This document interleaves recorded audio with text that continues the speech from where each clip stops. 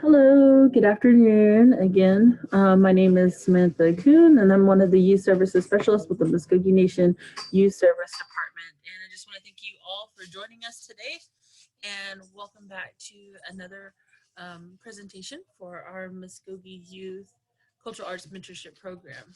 Um, I just I just want to welcome you all again.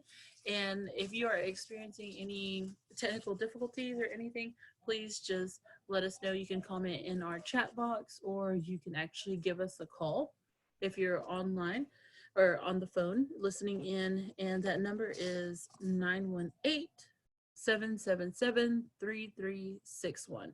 So again, if you need help with anything, you can text us or you can comment in the chat box. So I just want to welcome you today, and we'll get things started. A little bit about our program. We're the Mvskoke Nation Youth Services Program. One of our mission is to encourage Mvskoke youth by connecting them to culture, community, and resources. And in that way, we have some program goals that we go by and work through, which is foster advocacy, provide resources, promote civic duty, encourage wellness, and create support.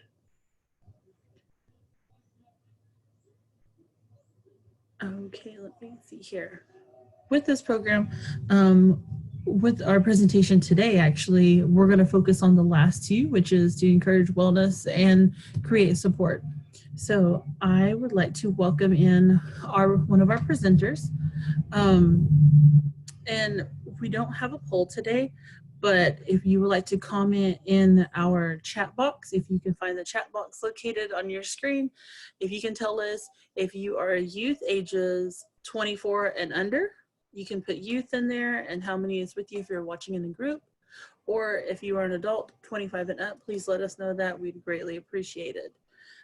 Also, if you are listening in on the presentation, you can again text 918-777-3361 and let us know that information too. And we have our speaker here with us today, which is Ms. Mahiya Ramirez, and she's going to be sharing with us in a little bit.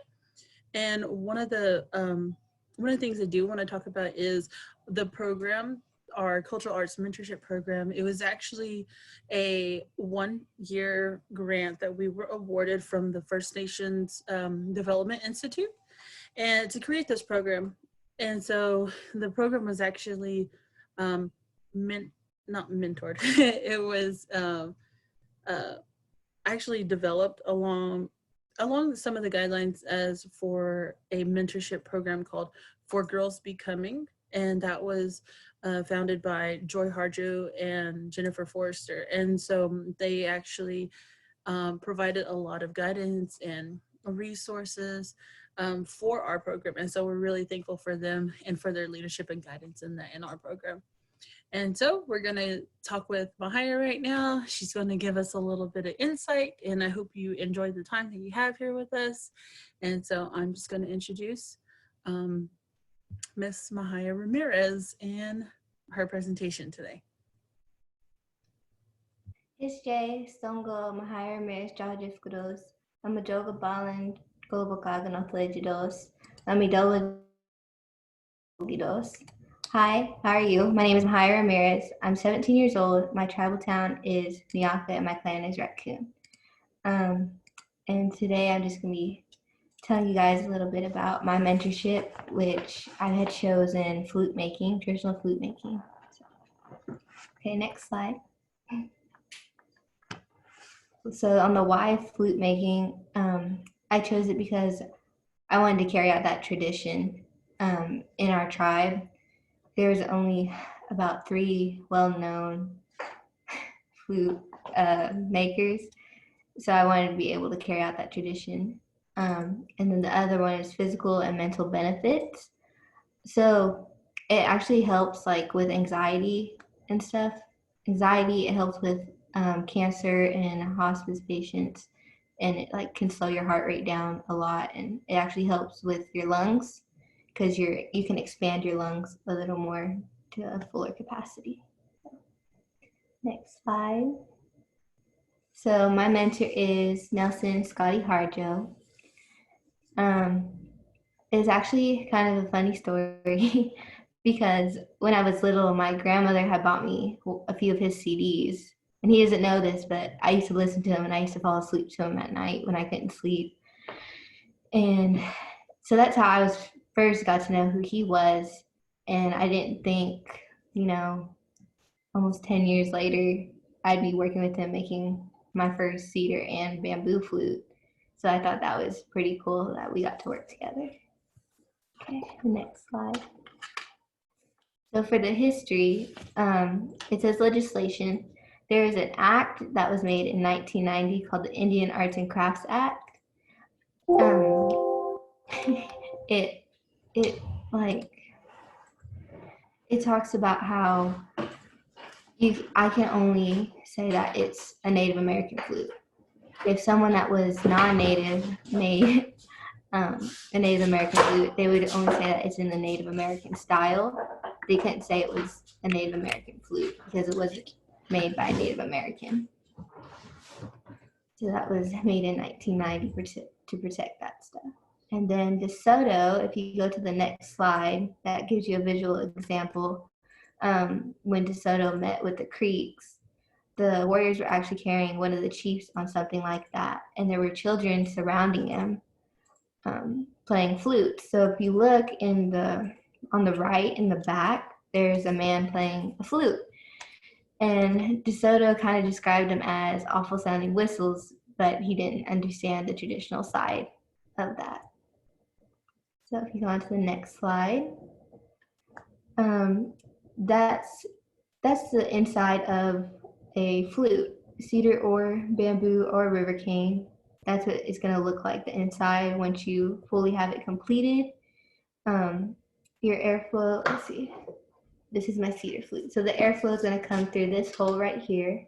It'll travel up into here, and right here is some math comes in, because you only want to shave this little section right in here down to 1/32 of an inch, and the rest is 7/8. And then the air comes up through here, bends, and comes back down, and comes all the way through the flute.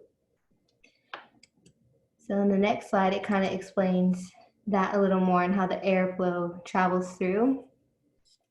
You kind of have to, when you're filing it, you have to angle it. That'll be shown in the next few slides. So some of the tools and supplies, there's files, coping saw, sandpaper, rulers, dowels, reamers, drill bits. If you have drill bits, or a drill works great too. Okay, and then you will also need your choice of either bamboo, river cane, cedar, or any other wood that you might want to use. So in the process, you go to the next slide. That's the beginning of the cedar flute. It starts out as 2 blank boards, and what we did is we measured out everything, marked on it so we knew where to cut and where not to cut. And so in the next slide, you can see that they're all routed out. That's what it looks like before you glue it all together. And so in that next following slide, there you can see I'm gluing it together. I used some wood glue and we clamped it down and left it that way for a couple of days. Depending on the weather, you can leave it for a couple hours or a day or two. But if it's colder, you might want to leave it a little longer. So after you get all that done, you're going to start trying to make it round. So it goes from a square block, I can't make a square, but a square, and you start shaving down the sides of it to make it round. And once you get to a certain point, you can't really shave it with, it's like a little blade. You can't really get too much anymore. So you want to take a file, and I didn't bring my tools in, but there's a file, and you just kind of shave it down to make it round. And then once you get it all nice and round the way you want it, you can take your drill bits with your drill, or there's another thing that you can attach to it. But you want to drill into your holes on your flute. So again, that would be like in this area right in here. and then there's another block in there that you would want to drill into. And then just file that down to size. And then after that's all complete, it can make sound as long as you have a flat piece of wood on top covering that hole so the air can bend. You'll check to see what sound it's at. If it's not the sound that you want or not the note that you want, you're only going to cut down 1/8 of an inch off at a time. That way you're not taking too much off, because a little is a lot. And then in the next slide, after you've done all that, you can see that we started drilling in the holes for my flute. And then we stained it with some shellac. We did that and the birdie. And then we got our leather and braided it together to go around the birdie. But even though, as you can see in the pictures, like on the picture on the left, the holes aren't the same size, and that just comes with when you start to tune. But now if we take it back to the very beginning where it all started, I started with bamboo. And so that's a picture of me cutting down the bamboo that I picked out. And it was really tall. It was a lot taller than me. And so in the next slide, you can see I'm cutting it down to size. And once I got it down to that size, you want to use sandpaper to smooth both ends. And then you choose which side you want for the head of the flute and then the foot end of the flute. And so in that following slide, I started shaving it down to see where I was going to put my sound air chamber, because you want that flat. You don't want it super round. That way your block has something to sit on. So in the next slide, I was knocking out walls. So like here's the bamboo flute. So at each knot right in here, there were walls, and there was a wall on this end, and we had to knock it out so that way the air could travel through. But you want to leave the one wall where your sound air chamber is going to be. That way there's already a wall put up. But when you're doing with the cedar, you have to create that wall yourself, because or else there's really no wall there. So if you keep on scrolling, that is a more visual thing of what I was talking about earlier. So that little piece on the picture on the right of that little drawing, the pieces between the two holes, that you only want to file down to 1/32 of an inch, and the other ones are 7/32. And so in the next slide, that was the little block that we had cut out to put over the sound air chamber. And then in the following slide, that's when we heated up a piece of iron and we burnt into it to make sure that there wasn't any like hangers. That's the terminology we use, is hangers. And so in the next slide, you can see where we had tied it down to make sure we were getting a good sound out of the flute. Okay, and then I started making my holes. I picked the note that I wanted, which was an A flat for that one. And I began marking my holes down with a pencil. So I knew, and they have to be spaced out a certain distance.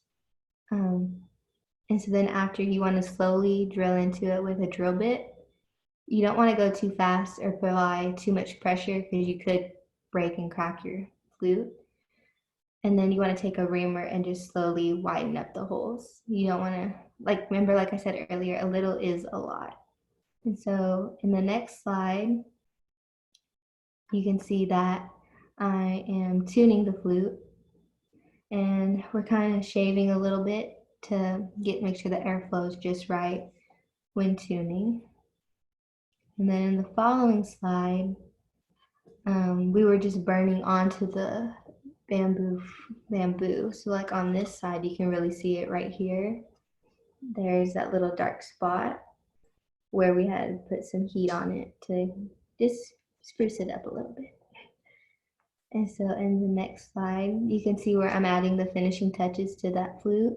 I wrapped some sinew around it, and then along with some colored leather. So in the next slide, the values and lessons, I chose patience because I have a lot of patience, especially working with the cedar, because on the end, see right in here, there's a knot. The knots were extremely difficult to get through. Um, and we were actually talking about it the other night. And Mr. Hydro had said that I was either going to love him or hate him in the end because of how hard the knots were to get through. But I actually really like the way it turned out with the knots in it. So I'd have a lot of patience because there was times where I just wanted to stop. And then just believing I could get it done. Um, and actually just knowing that this was a tree at one time and it was cut down and now it can play music. So that's another great thing. But yeah, thank you. Awesome. Thank you, Mahiya. We actually had some questions, or if anyone has any questions for Mahiya, you can put it in our Q&A box, or you can actually put it in the chat box. And we have one that was actually texted into us. Okay. So the question says, so you can decide what key the flute will be in? Yes, you can. This is where like a lot of kind of like math comes in, because depending on your diameter of the flute, it varies. So this is kind of a more higher pitched flute, but if I would have made the diameter smaller, this flute could have been a lot longer and not have been so short. But yes, you can choose what note you want it to be in. Okay, cool. There was like some questions I had for myself, I think, looking on there. So whenever you went out to get like your bamboo or your river cane or even your cedar, how did you know which ones you needed to get? Did they have to be still very green or were they dead? I don't know. No, that's a good question. If you choose like a green stalk of bamboo, you have to let it dry out all the water and stuff. But if you get a brown one already, then that's ready to cut and use. Okay. What about the cedar?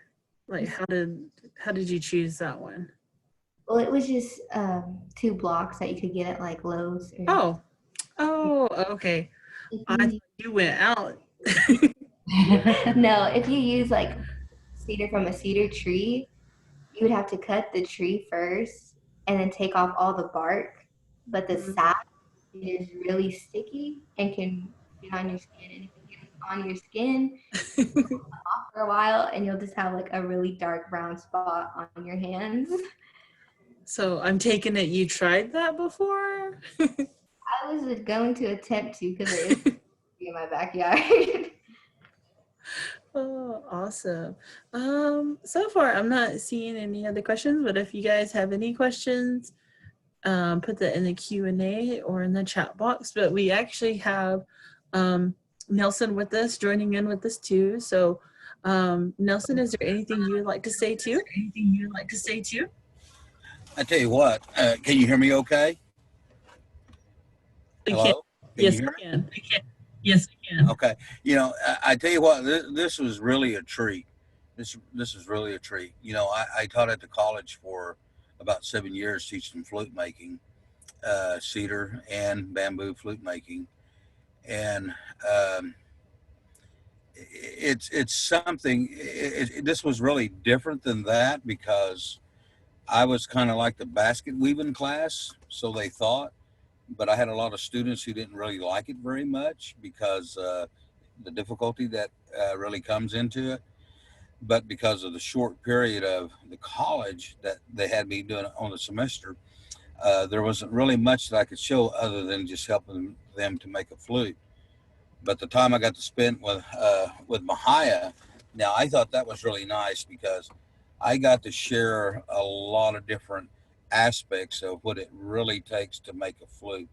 The understanding of, repairing a flute, and even flutes that you like, the pieces of wood that has cracks and all these different things.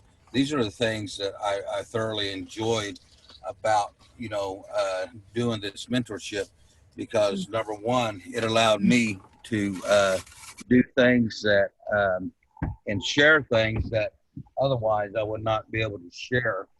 And so it would just, when I stopped and think about it, we got to spend some time together with the bamboo flute. That when we got into the cedar flute, I thought, wow, this is really going to be interesting. And it's kind of like she said, I got a piece of wood that had a lot of knots in it, because a lot of flute makers won't deal with that because knots are so hard. But they are also some of the most prettiest flutes you'll ever see, because of the natural design that they bring in. And I thought, either she's going to like me, or like she said, or she's going to hate me in the end because of the knots. And so, but when I watched her and the diligence and everything, because making a flute can really be physical sometimes. And as well as anybody else, when you're tested physically like that, it also tests your mentality as well. And when that begins to happen spiritually, you can begin to go down somewhat. But she was very resilient from each time that we met and worked on this flute. And so as she would talk, I would sit, or as she would work, I would sit there and talk to her, and I would share different things with her. Because in making the flute, once, and this is what I told her, and I said, once you're done with this particular flute, I said, now that you've made it and it looks like it does, I said, well, your next flute is going to be even different. And then the next flute will be even different. And I said, before you know it, you're making flutes for several years, and you still haven't stopped trying to achieve that plateau of what's the best flute you can make. Because in reality, there's not one. It's just a thing about, I guess it's in regards to life. You live life each day, and we don't really know what it's going to bring. But the thing is you don't stop. And with flute making, you don't stop either, because you don't know what each one's going to bring to you. And so, I don't know. I was really, this really helped me a lot. This really helped me a lot, because I was able to get a lot of things out of me that I hope to share with a lot of the students at the college that I couldn't because of a short period of time. But with her, I was able to give her a lot more than what I was ever able to give the students at the college. Because I even talked to her about sales. I even talked to her about presentation. I talked to her about playing. I talked to her about all these different things. And really the more in-depth feeling of what it really that comes out of this, because it's not a matter of just setting them on the table and saying, will you buy this? There's really a spiritual side to it, because you get to make contact with the wood itself. You get to feel its texture, and the understanding that that particular flute you're making, it's going to only be made the way it wants to be made. And you got to know when to stop, and whether or not, if you pick up that piece of wood, if you even want to begin to make a flute out of it. Because sometimes it'll let you know right away it doesn't want to be a flute, because not every piece of cedar or every piece of bamboo wants to be a flute. And so you got to be able to distinguish that.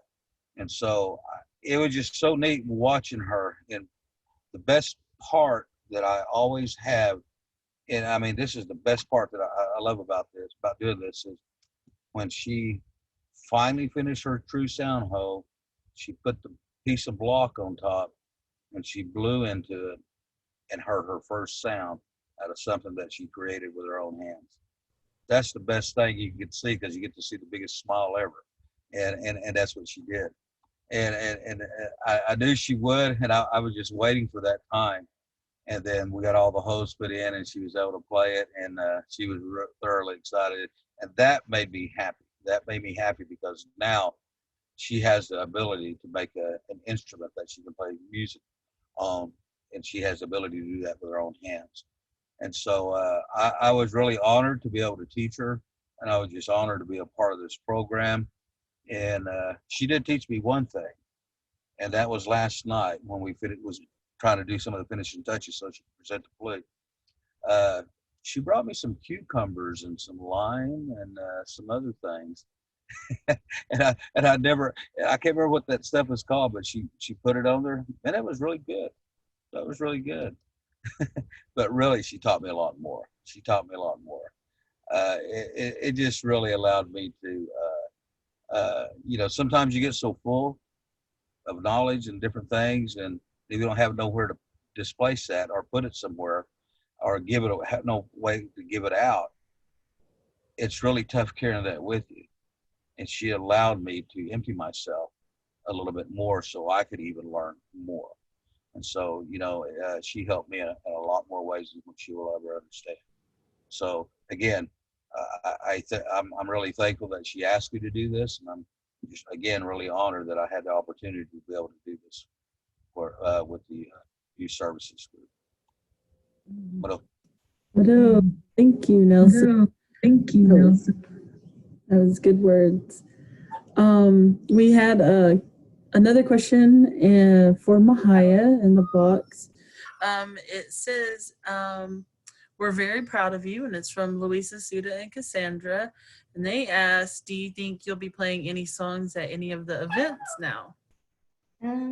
I hope to start writing some of my own music and hopefully get that going soon. So hopefully. So, is there anything that you're going to share with us that's extra today? Yes. That's kind of why I have both flutes here. I was actually going to play a song for you guys so you guys could actually hear the difference between both of them. Because this is actually an A flat and this is a B. So this one's a little higher than this one. So I wanted you guys to be able to hear the different tones in them. So you guys just give me a minute so I can set up. Let's see. And again, if you guys have any questions, you're more than welcome to put it in our chat box or in the Q&A. Let's see.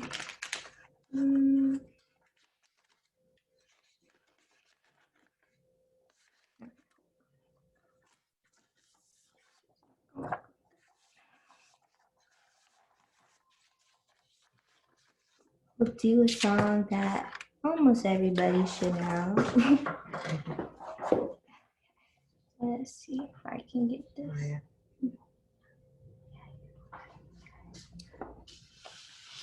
Okay, so this is the bamboo flute. This is the one in the A flat.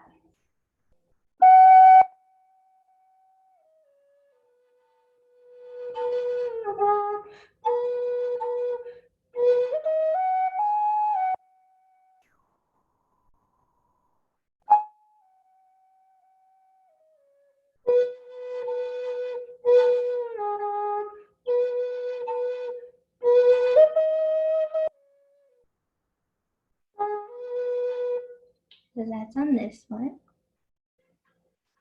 Okay. Let me get a drink of water real fast. Your mouth will get really dry.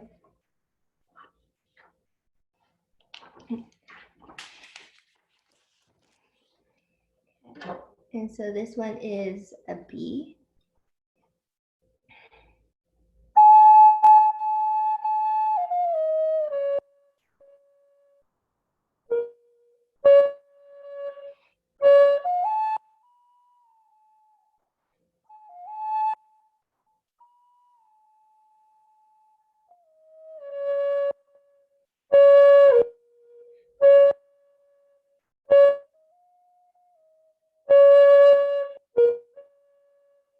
So there you go. Awesome. Thank you, Mahiya.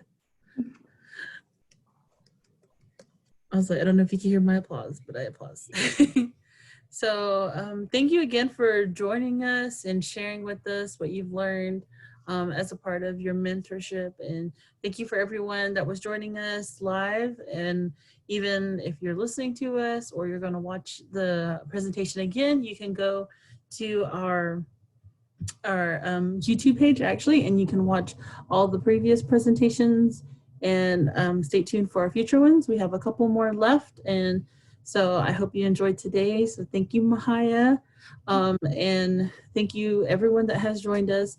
On the screen, you can actually see our phone number and our email if you would like to get in contact with us, or if you have any other questions that you may have thought of afterwards and you have questions for Mahiya or about the program, you're more than welcome to give us a call, send us an email. You can actually go online and check out our Facebook page. You can look up our Instagram, our YouTube, and our Twitter and see what we all have going on and the announcements too. And you can actually visit that on our website at mvskokeyouth.com /events, and you can look and see what we have planned coming up. So I just wanted to say thank you to everyone, Mado to Mahiya, and we just hope to see you guys next week. And Mado, Hiram, Jihijatlis, and we'll see you again. Thank you guys.